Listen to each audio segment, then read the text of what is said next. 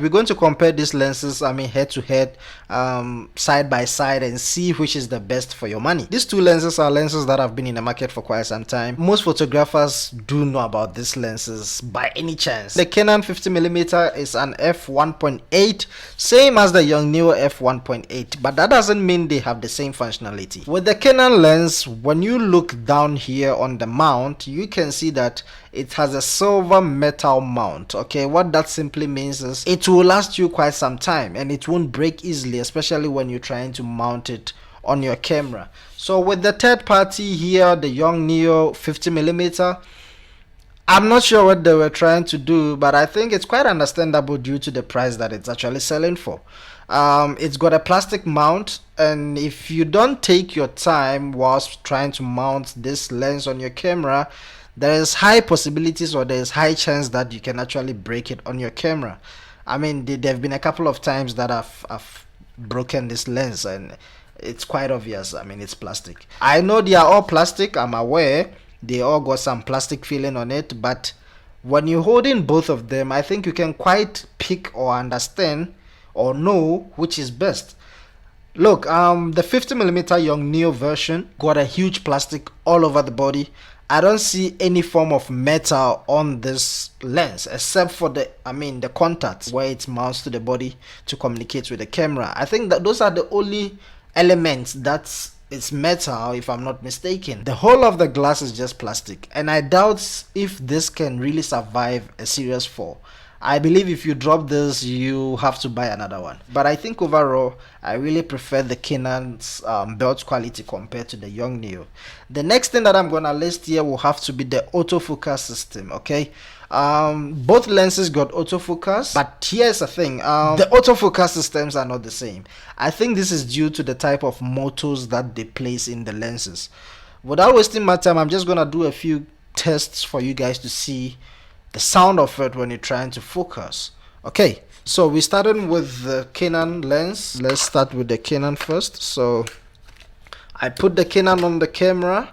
I'm just gonna go to camera mode so we can hear the sound of the autofocus system. So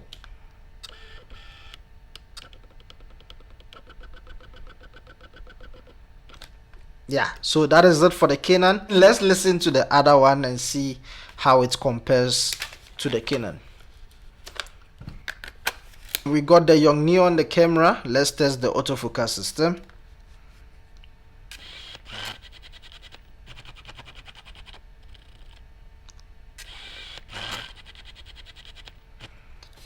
Yeah, it's quite loud, and I think it actually feels like you grinding something, and it's quite annoying as well. Hey, I know that's not a big deal, but if you are really the type of shooter that you trying to avoid much noise as much as possible, especially with this type of videos, and you're trying to do away with the lens noise so it does not get into the microphone, I think the Canon will probably do a better job compared to the Yongnuo.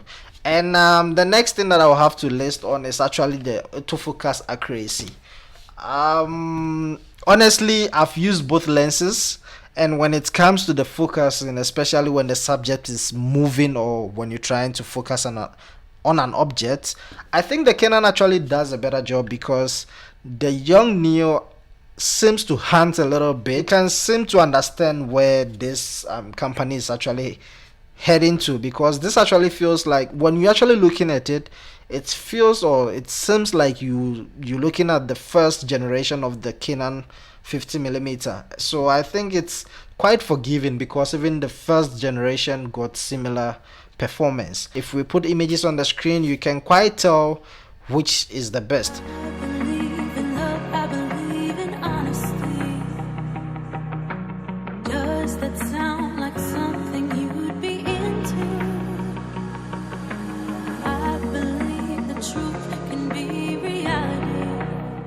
The Yongnuo is not the best when it comes to color accuracy, but the 50mm does well when it comes to color accuracy. I think the 50mm really much produces a better color than the Yongnuo. So yeah, man, overall, I think I'm gonna have to summarize this: which is a better buy, or which is best for your money. I think the 50mm is quite good. It's quite reliable compared to this. So if you have the money to pick up this, I think in South Africa you can get it for about 3,000 brand new. And this one I'm not sure because you don't even get them in South Africa. So it's quite cheaper outside as well.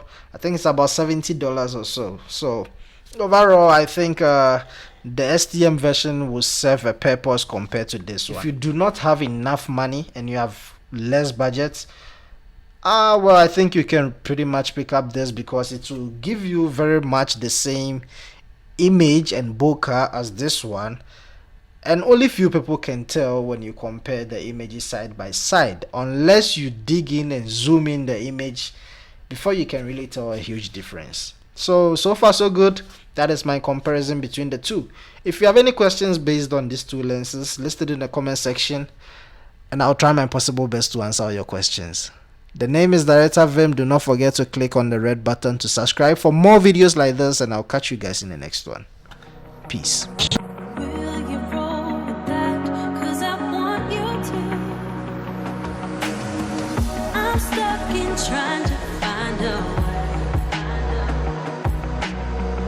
to make it easy.